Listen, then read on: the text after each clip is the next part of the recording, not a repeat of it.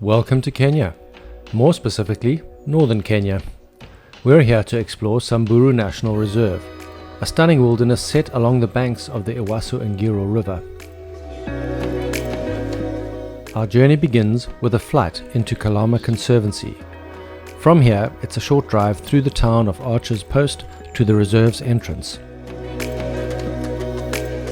With its rolling savanna, towering doom palms and dramatic backdrops of the Matthews Range and Mount Kenya, I can't wait to discover this park.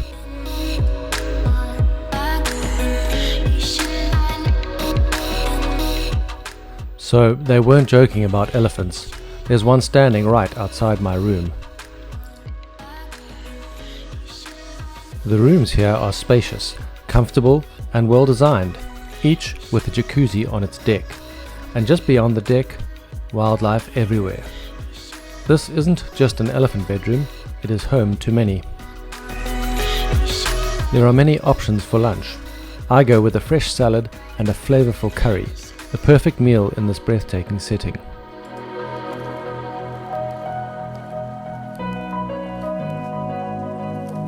Time for the first game drive.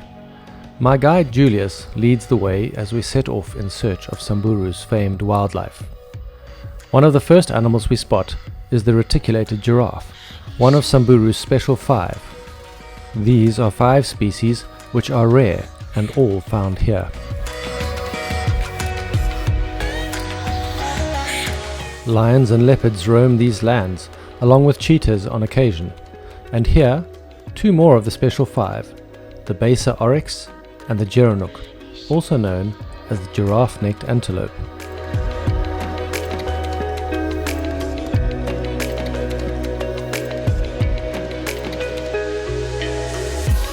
Game drives continue for a short time into the evening, but being a national reserve you cannot go into the night, so we head back for drinks and dinner.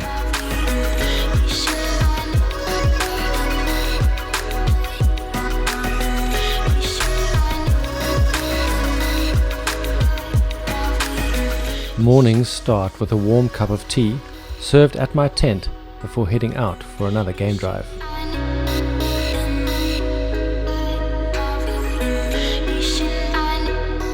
I am enjoying the varied terrain here, and the bird life is phenomenal.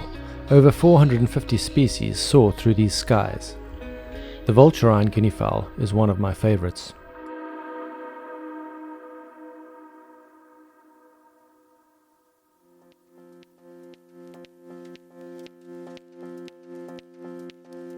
As the morning warms up, our attention turns to the river.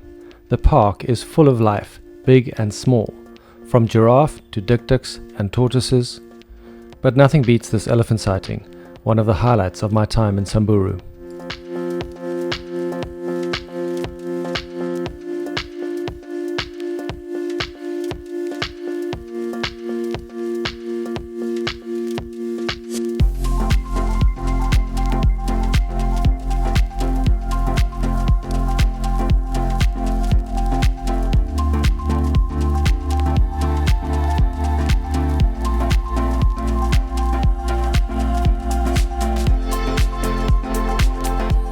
Back at camp, breakfast is served along the river, along with an unexpected guest. Meet Tamu, an impala raised here after a flood separated her from her mother. She is a guest favorite and eventually gives in to a little scratch from me. My stays are usually brief, and my journey must continue. Soroi Larsens camp is just upstream. It's a 5-star retreat set under beautiful trees along the river.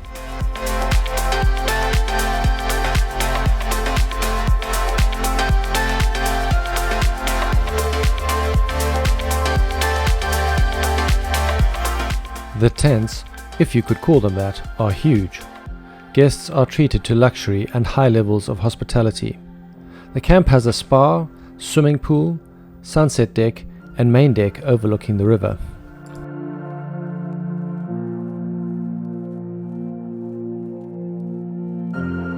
My guide, Joshua, is eager to share his deep knowledge of this land.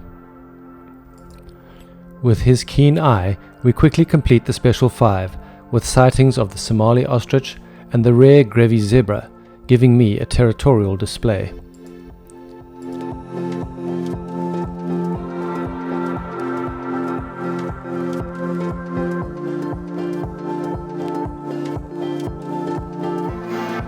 Grevy's zebra are the tallest of the 3 zebra species in Africa and have the narrow stripes and large ears. My day is rounded off by a wonderful elephant sighting as a herd slowly departs from the river.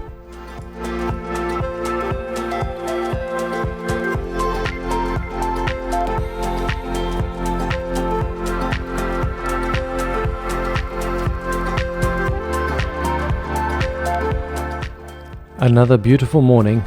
I am loving my work.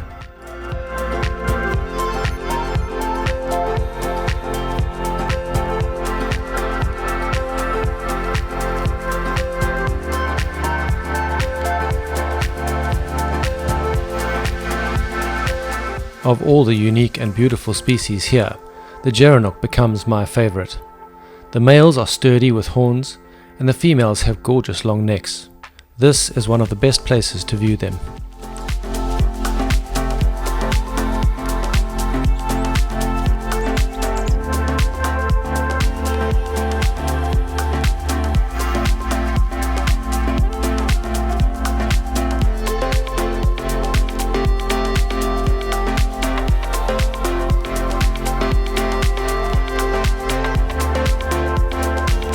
Back in camp, everyone is having breakfast, and that marks the end of my time on the river. It is easy to make friends here, and I'm sad to leave, but I have more places to explore.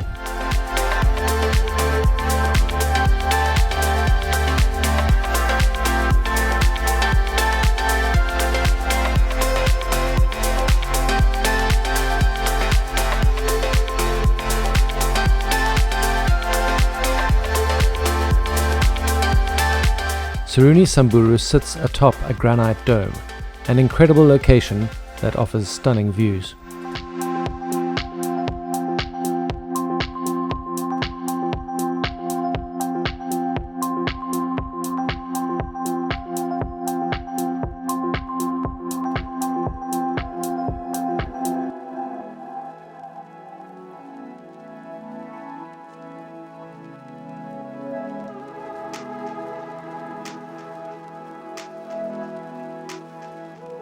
With just 6 villas, all facing out over the plains, this lodge is intimate and private.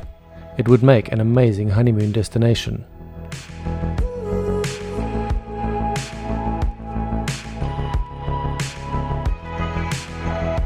Climbing to the top of the property, I discover one of the most incredible swimming pools I have ever seen, with 360-degree views from Samburu Reserve all the way across to the Matthews Range. This is stunning. Most guests staying here at Saruni would still visit the reserve each day despite a lengthy drive. But my mission this afternoon is different. I'm here to meet the Samburu people.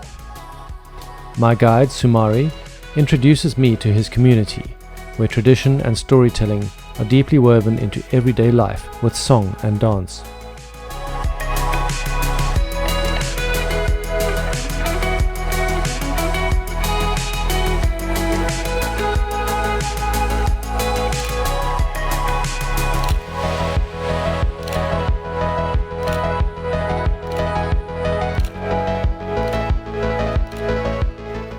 Sumari tells me about many of their customs and traditions.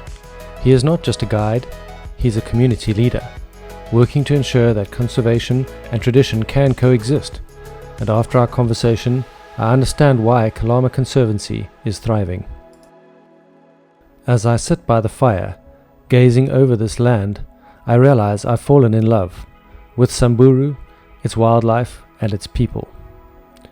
Before I leave, I take one last moment to soak in the views of Mount Ololokwe, which is sacred to the Samburu people. This land is more than just a reserve. It's a place of stories, traditions, and endless beauty. I am grateful to be here.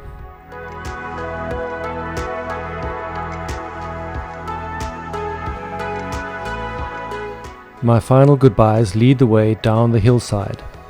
Samburu, you have left a mark on my heart. Until next time.